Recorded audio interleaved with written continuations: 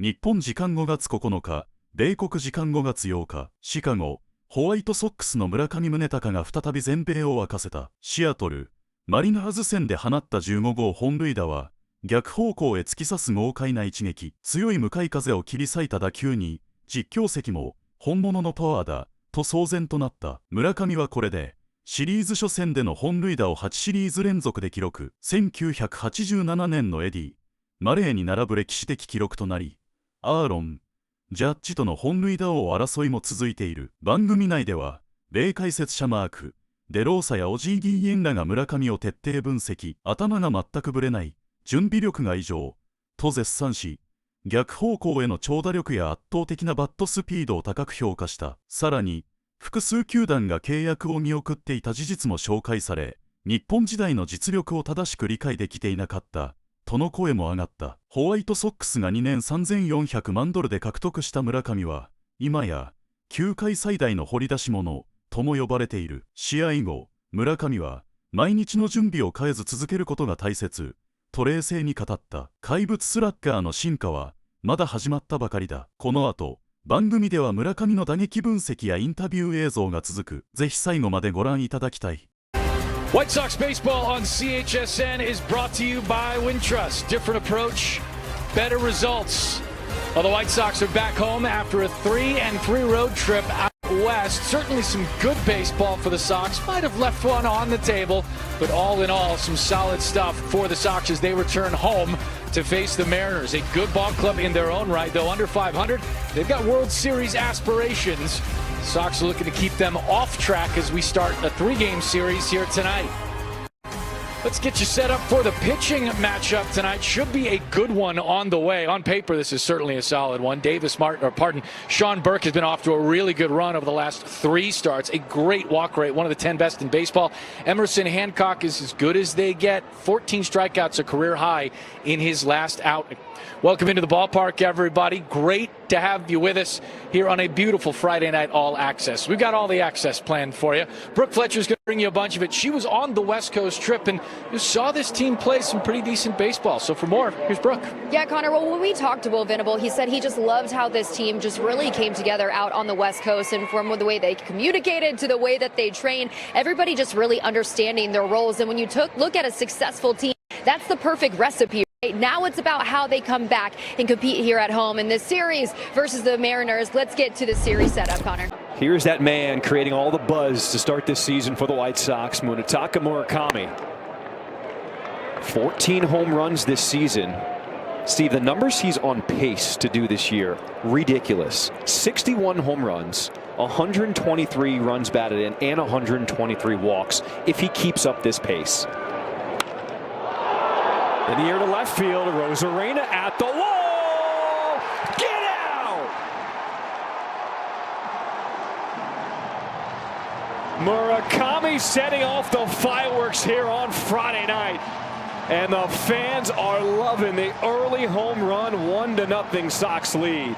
Well, one of the things, and you can tell that Hancock is not quite as good tonight as he's been, especially early. Sinker ballers get better as they move along.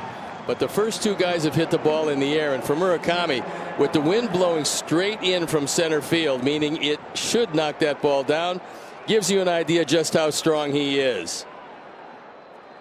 So with 15 and 29 on the power numbers, this has been some force. Runner goes, it is swung on and fouled away. Let's take a look at that swing in the first inning by Murakami. He got a fastball that was right down the middle. It was supposed to sink. It didn't, and the only time it sunk was when it went over the wall. Exit velocity of 106.2 and an opposite field blast. Runner goes again out of the zone, and ball 4.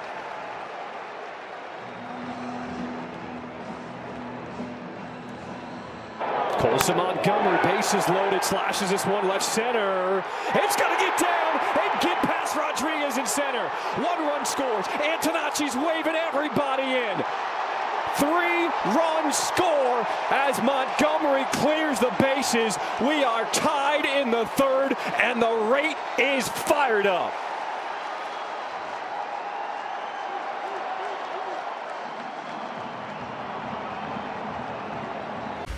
The White Sox lose 12-8 to the Mariners. Our Illinois Lotto game report. Here's Will Venable with Brooke Fletcher. Will, what did you like about how your lineup battled late there? Yeah, we continue to have really good at-bats against a really tough pitcher. Expecting him to come out and throw a lot of strikes. He didn't throw as many, and when they did come into the zone, they did a nice job moving the ball forward. For this Mariners lineup, how did they challenge your pitching staff tonight? Yeah, there was traffic out there. Berkey was able to work through it one time, but then obviously not the second time there with Rayleigh, and then later in the game as well. So what did you see that you feel like you can adjust in these next two games? Oh, we got those strikes. We got to be aggressive. We know they're really good offense. Just got to continue to pound the zone. I know Vargy got hit on the hand there. Is he good? Yeah, we'll get him evaluated, but I'm sure he's all right. Thanks, Will. Thanks.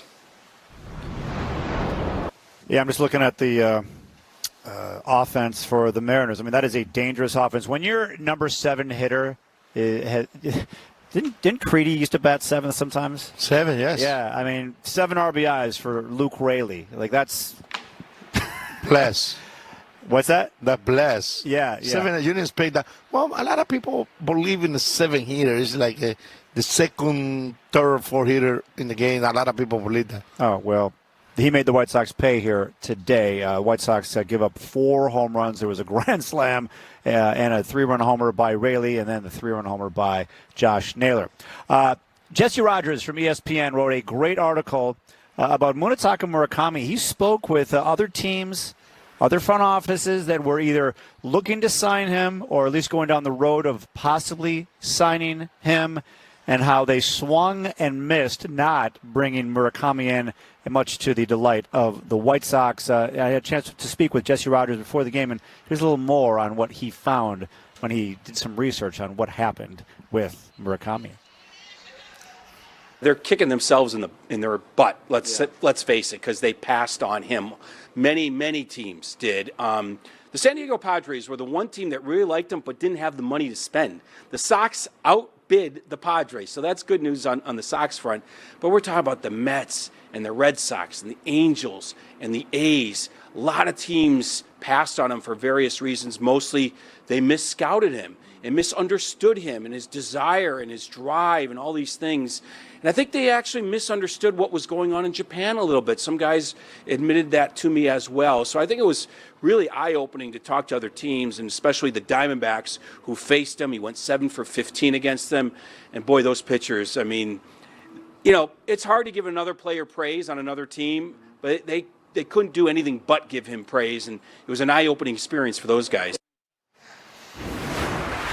Good stuff from Jesse Rogers. That'll be a future White Sox podcast coming out on Monday. But when you hear that these are front offices who think they know a lot, and they do know a lot about baseball, but they're learning a little bit more about Japanese baseball and what they missed with Murakami.